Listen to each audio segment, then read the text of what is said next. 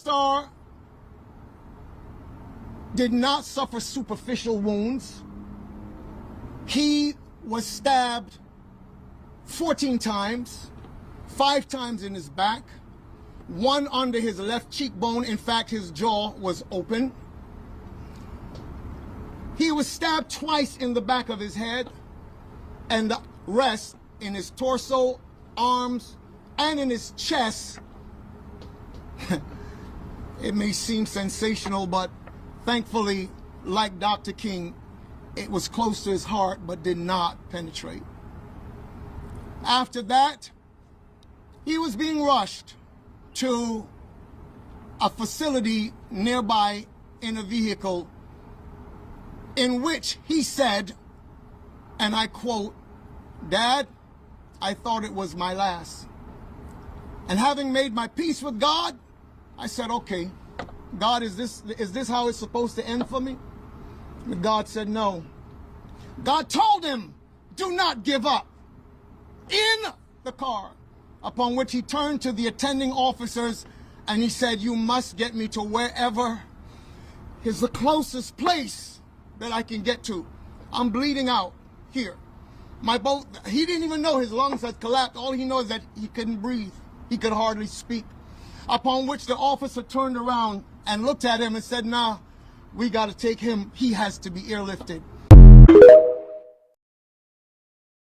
Definitely haven't ran into to put on a dress. I mean, you know, you have to have boundaries. You have to have limits that you refuse to cross. You know, for me, I know what they are.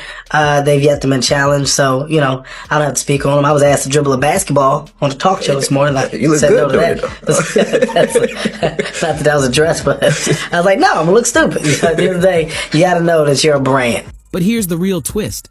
Kat says he wasn't breaking down. He was being set up. And every time he lost a bag, Kevin gained one. Coincidence? Pope is 9-year-old Oscar nominee, Pavenjane Wallace. Wow. Wow. I don't think anyone saw this one coming. Pavenjane Wallace, of course, the first African-American, the first female, and first child pope. Fast forward to the 2010s, the game switched again. Hollywood started pushing that man-in-a-dress comedy wave hard, putting black men in wigs and skirts like it was the new normal. Kevin, he once swore he'd never wear a dress, but that's a whole other story waiting to unfold. At the same time all this was going down, Dave Chappelle had just gone viral for that powerful moment on Oprah, saying loud and clear he wasn't about to wear a dress just to make Hollywood execs giggle. You put this dress on, and what? The prostitute? Nah, I'm not doing that. I don't feel comfortable with that. That should have been in the discussion. What? You don't feel comfortable with it? I mean, it's a hilarious bit. All the greats have done it. So, well, if all the greats have done it, it's kind of hacky, right? You're right. So why don't we just not do it?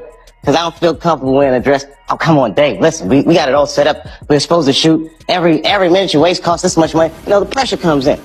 He said, I'm not wearing no dress, man. I'm funnier than a dress. Just give me something funny to say. I don't need to wear no dress to be funny. He called it out for what it was, a setup to humiliate black men for laughs.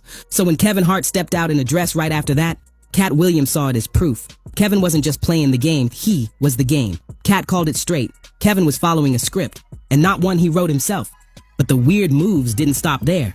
Back when Cat was killing it, Hollywood flipped on him quick.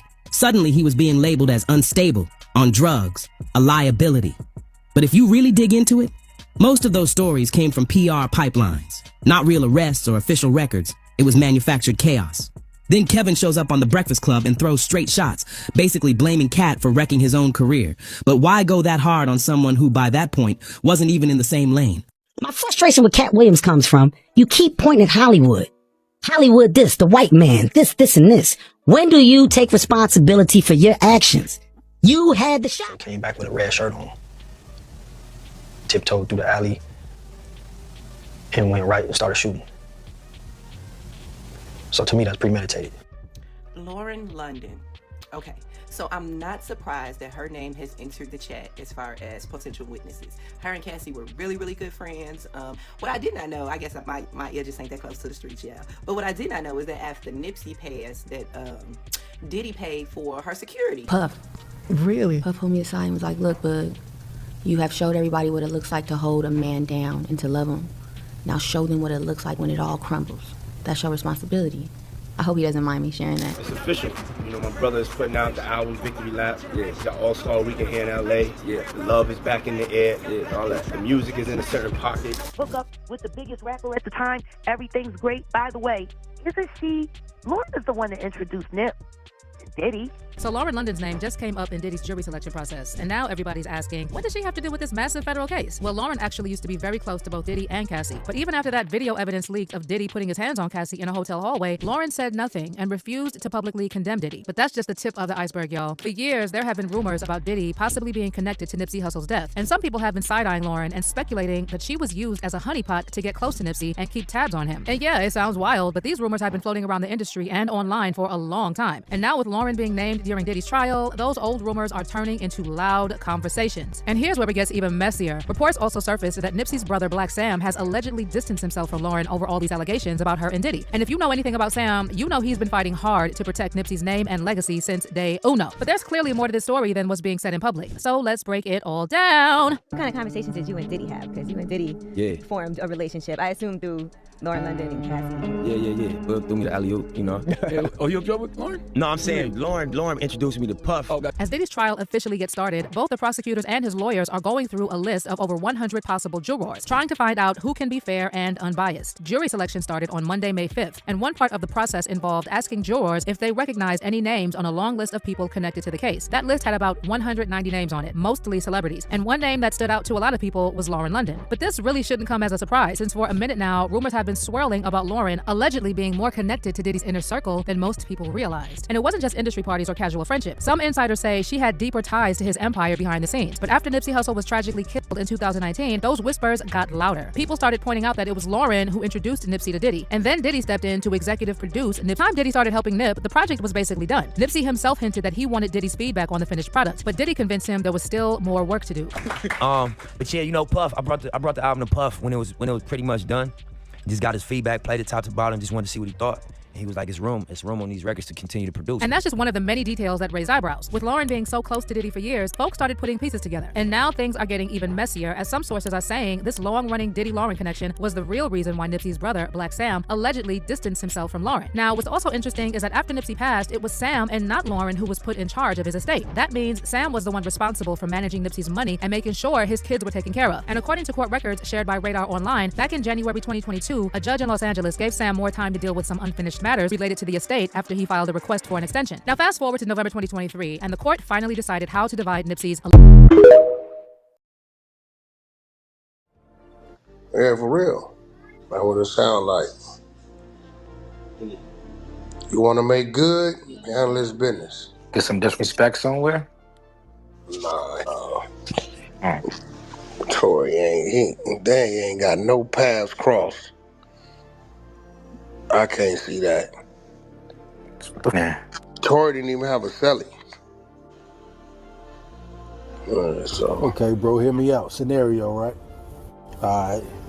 So, power play. You got him with a check, right? He feeding the opposition. He feeding them good too. They getting it all. How we stop that? Yeah, I mean, at the end of the day, I'm gonna be real. I ain't never seen them worry about. I ain't never seen no shit.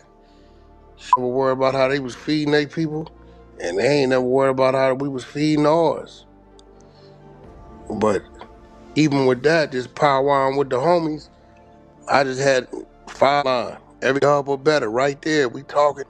I'm like, bro, try to make sense of this. He said, what? 2 things don't make sense. 1 is 7 in the morning. It's child time. That's right. He said, what he doing going to breakfast? I said, you right. He said, 2, in order for dude to hit him 14 times, I said, I didn't thought about it. He was double strapped. Had to be it. He said, yeah, but where everybody else at?